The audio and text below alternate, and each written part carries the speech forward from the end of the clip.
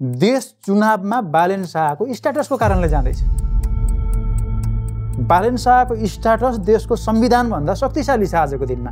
भने राष्ट्रिय स्वतन्त्र पार्टी आफैमा के हो? रवि लामिछाने चाहिने भन्दा धेरै लचक भएको, उनले धेरै त्याग गरेको, तर बालेन शाहका डिमान्ड एकपछि अर्को बढ्दै गएको भनिएको छ। अनि बालेन शाहले चाहिँ प्रधानमन्त्री मात्र नभएर अरू सदस्यहरू पनि चाहियो, सांसद पनि चाहियो। अब तपाईको भनाइ के छ? राष्ट्रिय स्वतन्त्र पार्टी जसले एकपटक चुनाव लडिसकेको छ, देशैभरि उसको संगठन छ, यस्तो पार्टीबाट प्रधानमन्त्रीको अफर हुनु बालेनको लागि सुनौलो अवसर हो भनिएको छ। तर मान्छेहरूले यो बुझिरहेका छैनन् कि बालेन शाह नभएको भए आज राष्ट्रिय स्वतन्त्र पार्टी हुने थिएन। बालेन शाहले मेयरको चुनाव नजितेको भए रवि लामिछाने आज राजनीतिमा हुने थिएन। रवि लामिछाने कुनै देशको जिम्मेवारी बोध गरेर राजनीतिमा आएका पात्र होइनन्। ये साँच्चै जितिँदो रहेछ त, हुँदो रहेछ, मेरो पनि क्रेज छ, म पनि 2-4 सिट ल्याउँछु भनेर आएका मान्छे हुन्।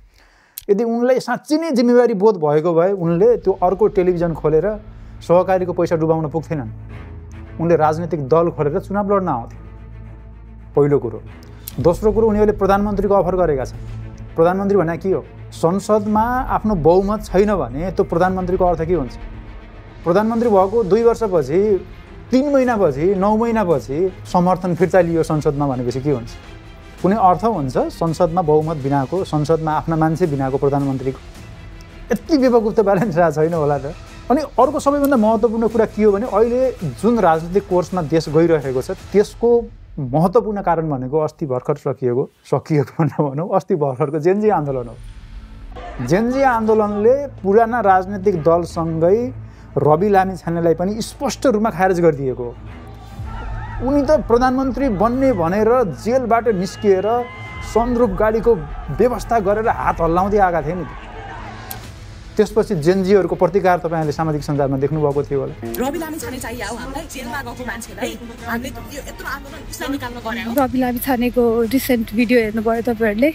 What the fuck.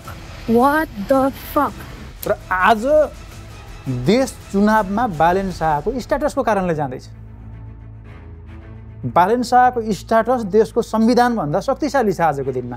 भने राष्ट्रिय स्वतन्त्र पार्टी आफैमा के हो? र म त भन्छु बालेन शाहले 50% होइन 70% दाबी गर्नुपर्छ राष्ट्रिय स्वतन्त्र पार्टीभित्र। र राष्ट्रिय स्वतन्त्र पार्टीलाई विश्वास गर्ने कुनै पनि आधारहरू छैनन्। त्यहाँ अहिले जुन किसिमका मान्छेहरू छिरिरहेका छन् राजनीति गर्ने, जस्ता किसिमका मान्छेहरूलाई समानुपातिकमा सिफारिस गरिएको छ। टिकटकमा भिख माग्ने मान्छे राज्य सत्तामा पुग्यो भने त्यसले कसरी घोडा चढ्ला ल भन्नुहोस् त? त्यसले बाँकी राख्ला? अनि यस्ता मान्छेहरूलाई विश्वास गरेर बालेन शाह प्रधानमन्त्री बन्न जाला? कसैप्रति पनि दुराशय छैन। नयाँ राजनीतिक दलहरूले जित्नुपर्छ, कम्तीमा पनि 10 वर्ष पुराना राजनीतिक दलहरूलाई प्रतिपक्षमा राख्नुपर्छ भन्ने मेरो बुझाइ हो। 10 वर्ष ती झोलेहरू बेरोजगार भयो भने तिनीहरूको नेटवर्क टुट्छ, तिनीहरूका धन्दा बन्द हुन्छन्। त्यसपछि ती पार्टीहरूमा पुनर्गठनको प्रक्रिया सुरु हुन्छ। जसरी पनि नयाँले त यसपालि जित्नु नै छ, तर त्यो नयाँमा राष्ट्रिय स्वतन्त्र पार्टी चाहिँ पर्दैन। यो मेरो बुझाइ हो। तपाईँको बुझाइ फरक छ भने कमेन्टमा लेख्नु होला। बुझाइ फरक हुँदामा गाली गर्न मिल्दैन है।